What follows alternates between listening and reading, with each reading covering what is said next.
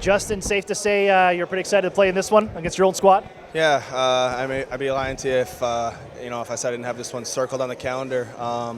Anytime you play your old team, I feel like I've been in Abbotsford, Bakersfield. I've been kind of all over the division for a couple of years. But anytime there's a trade mid-year, you want to come out and help your team win, especially with how desperate our group's playing right now. Tell me about it. 2 goals, game-tying goal, game-winning goal. What was working on the power play that you guys were able to make that click?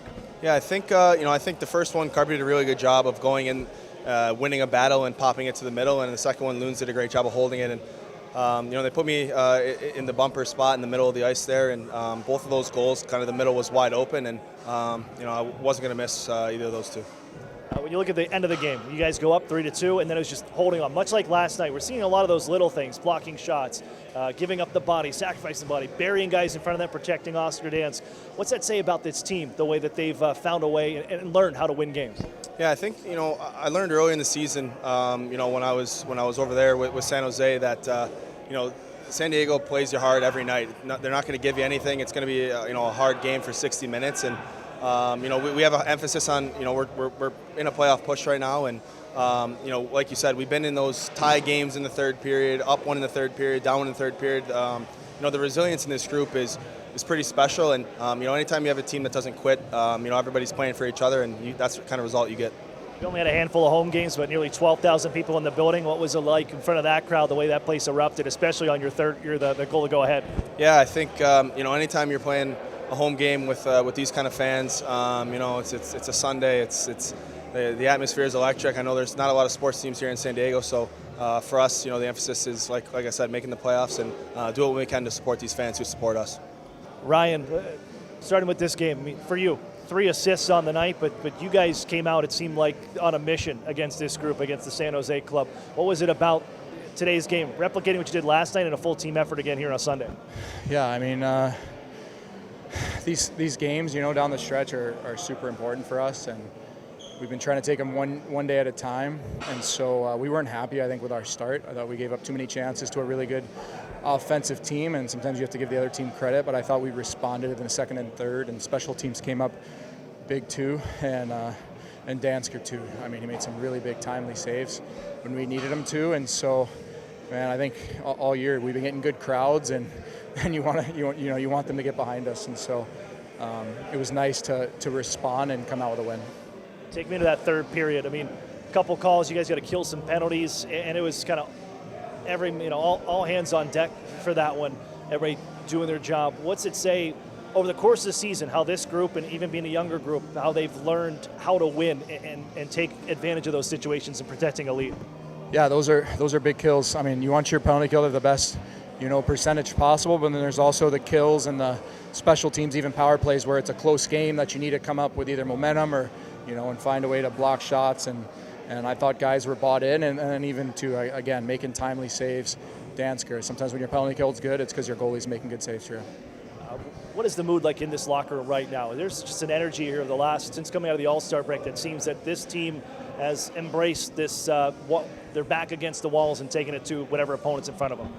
Yeah, there's a lot of game, a lot of hockey to be played, and sometimes when you get a break like that, you're able to reset a little bit mentally, and I think that's what we've done so far as a group. But again, it's only really been 6 games since break, and it's the time of the year where you play a lot of games. They're usually about now 3 games a week, sometimes 4, and so hopefully we can just keep building off this momentum. But this is also when other teams are going to keep getting better and games are going to get tighter. So it's nice to play with a lead and learn how to win those kind of games, and hopefully it translates to some more success for us down the stretch.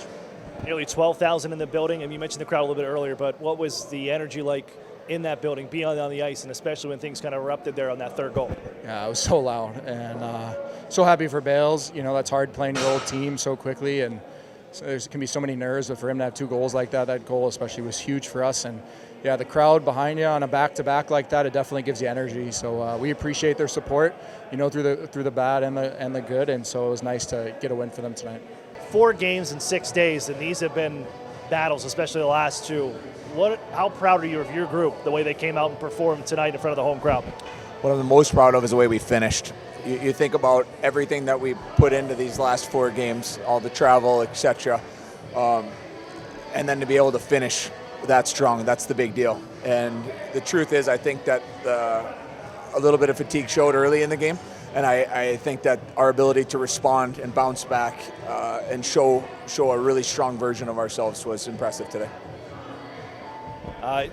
Justin Bailey against his old squad, and he just said earlier, had this one circled after the trade. His first time against him, game tying goal, game winning goal. What'd you like out of him and the way that group really performed?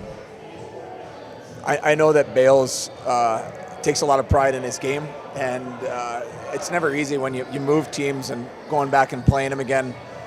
What a cool storyline, that he's able to bury 2 on the power play and, be a hero in the game today.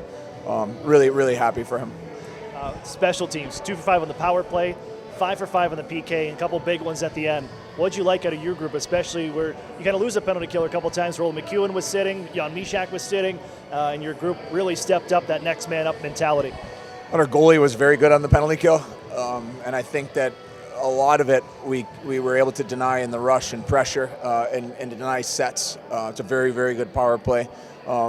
Felt like we always had a stick or a block or something in the lane, and when we needed him to be great, Oscar stood on his head. In the power play, converting like that, that's our special teams are the reason we won the game.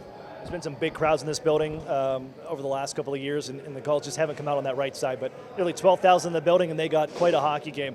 What was it like for the bench, for that kind of noise and energy that San Diego's and the America's Finest fans brought here tonight? When the game broke at the end there with the empty net, and I think Sammy made a little play over to Nathan, if I'm not mistaken, you could just hear the roar, and it's about as loud as I've heard this building. There was moments early in the season with some comebacks where it was equally as loud, but I tell you what, our fans make our environment so fun to play in.